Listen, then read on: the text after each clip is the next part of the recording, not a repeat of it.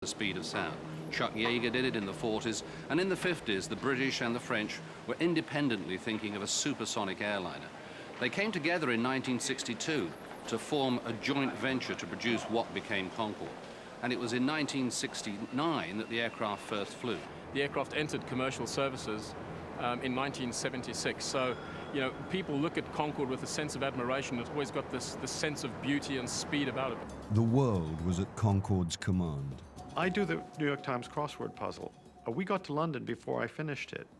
That hasn't happened to me on a flight before. The sensation of power was communicated to its passengers. I flew from Washington to London, and when we got there, I said, my God, this is over so quickly. Like many of its elite patrons, Concorde was all about beauty and power. Its 4 Rolls-Royce engines were huge, noisy, and hungry for fuel. So noisy and impractical that Concorde was prevented from landing in almost every single US airport. This decision was ultimately to be one of the reasons that Concorde was to turn into a beautiful but impractical luxury item. But that beauty, while it lasted, was blinding. Concorde's design was a synthesis of form and function. It was often referred to as the Swan of the skies. Its elegance and style invited elitism. Concorde's flight and cabin crew were also a hand-selected elite. Concorde fleet is like an airline within an airline. We've all been selected. We've all had to go through quite a rigorous interview process.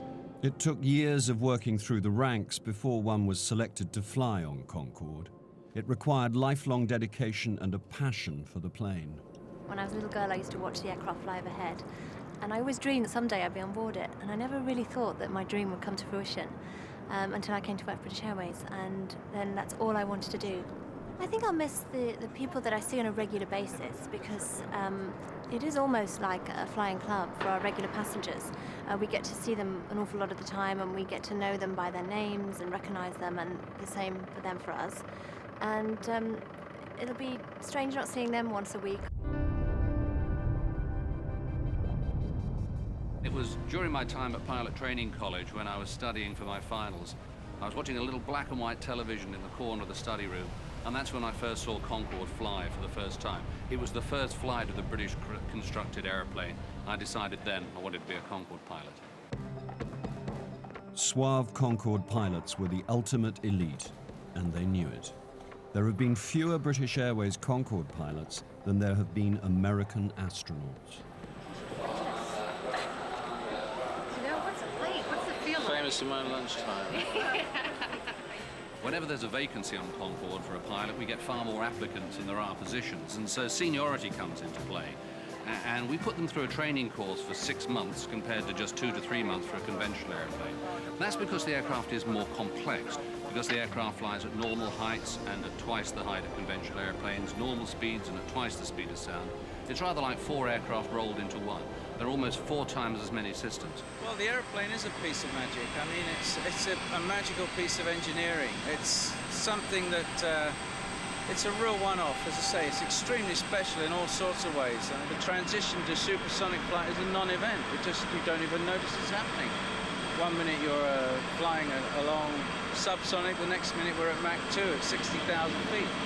And you're sitting there sipping your champagne and looking out at the curvature of the Earth and seeing the sky go darker. And we're up where the air is so rarefied, it's down to 1 pound to the square inch. We're on the edge of space. You go any higher, you're an astronaut. I think the thing that attracts all pilots to Concorde is its beauty, its simplicity, and yet it's such a fantastically clever technological airplane. There are psychologists who tell us that it appeals to both sides of the brain. The technical side appeals to one half of the brain and the artistic side to the other. And it's also a fabulous airplane to fly. It's rather like a racehorse rather than a riding school hack, or a sports car rather than a truck.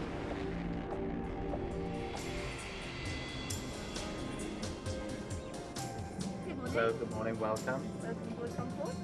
The Concorde experience was a symphony of luxury. And like every great symphony, every detail was carefully calculated for its intended audience. Few of the elite passengers had any idea of just how much went into their short flights.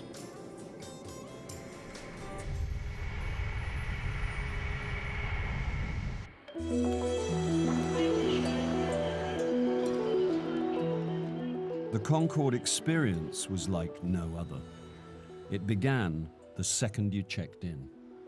People on Concorde tended not to travel with a lot of baggage because a lot of people would be day trippers in a sense. They'd be going from London to New York, say, for some meetings and be back home in London that night. So there was never a long queue, and you felt just a member of a very exclusive club, and in fact, you were. Hello. Hello.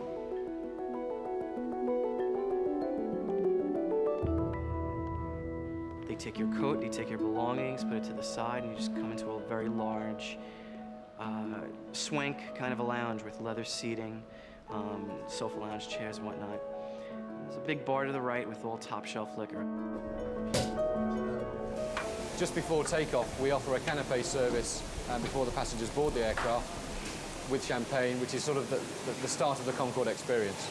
We try and offer a varied range from sandwiches to salads and to a finished meal. On each flight, we'll carry 21 bottles of champagne, 17 bottles of white wine and 17 bottles of red. And also, we get through about 4 bottles of port on every sector as well.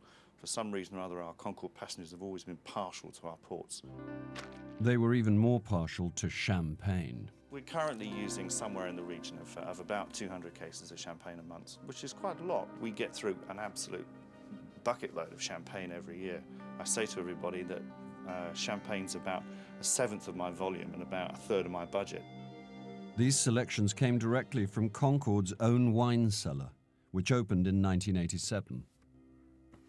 It was based upon the idea that we knew that we had a relatively small number of Concorde passengers, but who flew on a regular basis, and we wanted to put together a collection of wines that were going to be absolutely unique.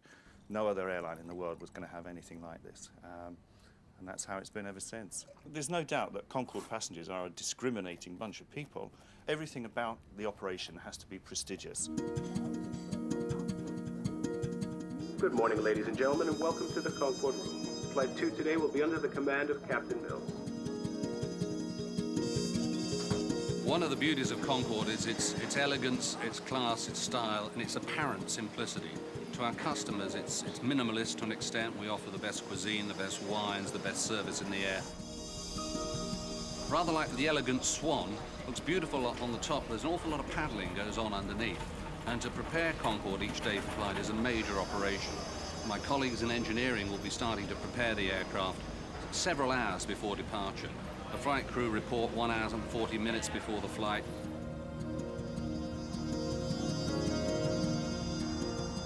I've got to stand by. Oh, splendid. All the complex stuff. Is it? Yeah, we've got trouble with the runways, Sally was saying. Yeah. Runway, all the 13s and 31s are closed. Oh, no. What about 22 then? Well, I'm just going to put this in for 22 right. The final takeoff is fast approaching.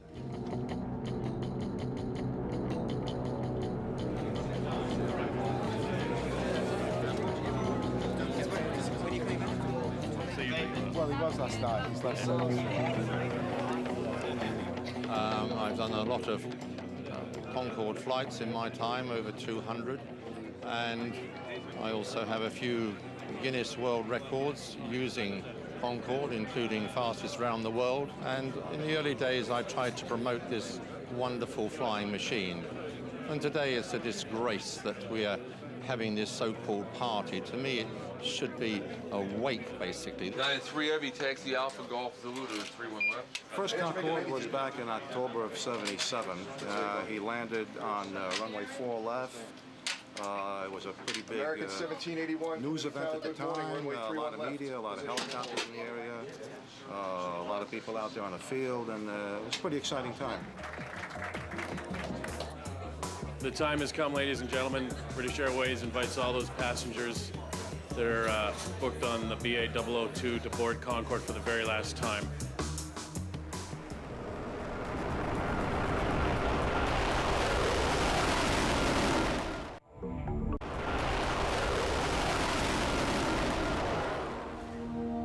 Good morning, ladies and gentlemen. Concorde Supersonic Flight number 2 is now ready for boarding at gate number 6.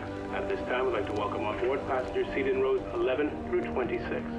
Your flying time is expected to be 3 hours and 17 minutes, and the weather for your arrival is forecasted to be partly cloudy, with temperatures in the mid-70s. At this time, we'd like to thank you for flying with us today and for choosing British Airways. Thank you very much. Hello, man. You ready to go faster than a rifle bullet then?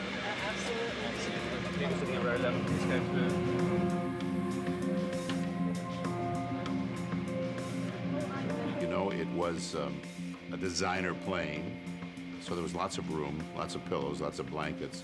Although Concorde being Concorde, they probably would weave one for you on request. Hello. Speedbird 2, Canada Tower, continue up, call short Juliet, and we'll get you on the runway for your requested departure time. I think Tower just gave her clearance. We'll have to release brakes at about 3.7. Guys, get ready. Speedbird 2 Heavy, be advised, I happen to have the good luck of being here and issuing the first landing clearance to the Concorde here at JFK back in '77.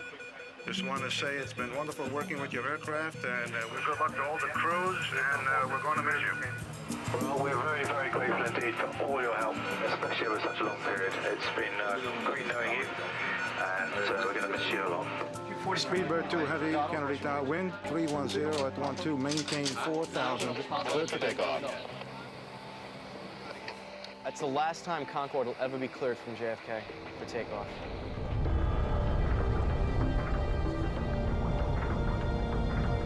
There, she's rocking. There's the smoke.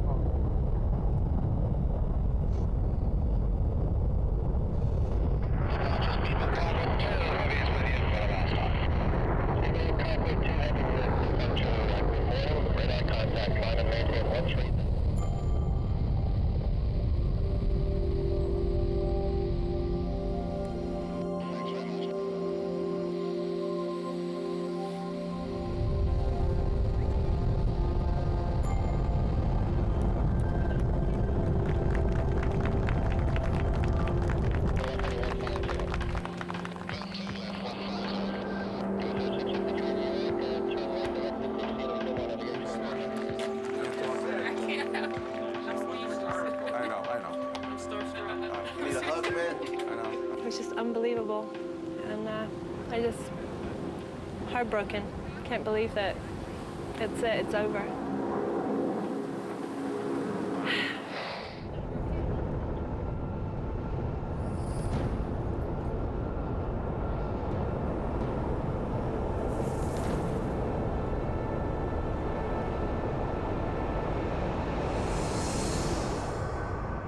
Sort of sat back on its tail and just took off, and it was almost like being on a Disneyland ride, you know, sort of pinned into your seat, the fantastic sense of acceleration. You feel the acceleration and you're not falling back in your seat, you're actually being rocked upwards. You're actually sitting there, unleashing the power of 4 Rolls-Royce engines with afterburner. Maximum thrust. It's a sensation I'll never forget. When the big things in the back kicked in and you went sonic, there was an ever-changing sign in the cabin which told you how fast you were going, at what altitude, and Mach 1, Mach 2, whatever. The seat of my pants knew I was going faster than I'd ever gone. Once airborne, the party began. Concorde was more than a form of transportation. It was a rarefied social experience. Having taken off, we will then sort of break open the bars, get everything ready, and serve the drinks that the passengers have ordered from us. And then